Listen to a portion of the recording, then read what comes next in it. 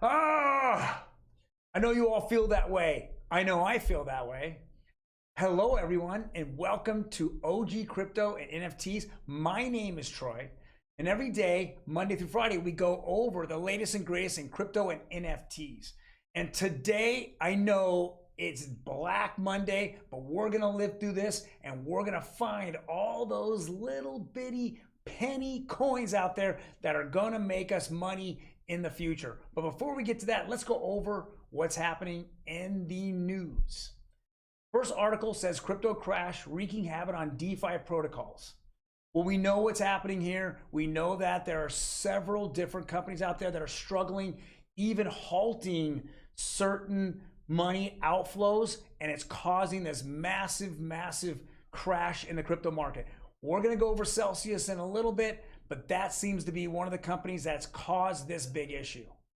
Next article is from CoinDesk. It's Binance resumes Bitcoin withdrawals after pauses. Well, this didn't help the market. Today, as CZ came out and said, well, there was a transaction that had gotten stuck in their system, and so they wouldn't let anybody sell off their Bitcoin and take money off withdrawals. That's not good. It's just piling on. I've never seen a day where we've seen so much bad news, so many, and some people call it unlucky, other people call it bad news, but guys, stick with it. We're going to get through this. Next article. And of course, the pile on continues. CNBC here. Cramer dubs Bitcoin collapse Crypto Monday. I call it Black Monday, but they'll call it Crypto Monday. Says many tech executives call it a con. Are we back to this? I mean, really, are we back to this? We see adoption everywhere we go, but the second that the market goes down, you have all these people coming out and said, I told you so, crypto's a scam. Come on. I thought we were out of the sandbox, and now we're actually adult human beings that are talking back and forth. We know it's here to stay. We know that companies continue to pour in tens of millions to hundreds of millions of dollars into the metaverse, into DeFi, into L1s, into L2s. We see it all around us. You know, the banking and financial market with XRP and cross-border payments, how much it could save us in billions or millions and millions of dollars on a daily basis.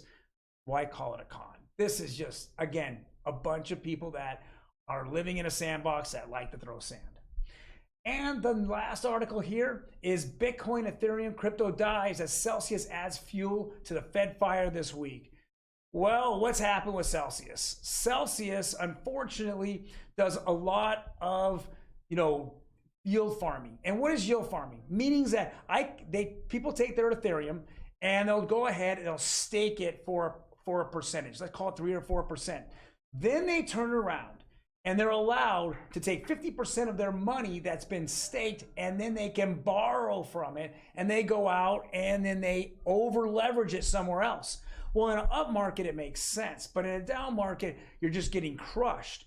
And so Celsius, as well as Lido, also is putting out what's called an ETH stake coin. So when you stake your ETH 2.0, which you cannot take out and you cannot get any money out until ETH 2.0 beacon chain goes live. So with that, you get if you want to, you get what's called an ST ETH coin.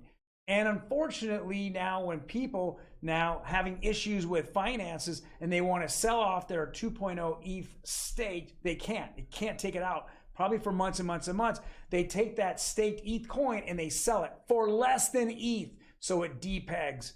Guess what's happening? It's depegging right now. It's not good. It's about 5% less than what ETH is going for, and it can accelerate and really hurt companies like Celsius and Lido. Now, Celsius yesterday turned around, sent an email out to everybody, or made a statement saying they are no longer having anybody withdraw money out of their system, out of their protocol, until they're able to figure out how to slow this down and how to get out of the jam that they're really in.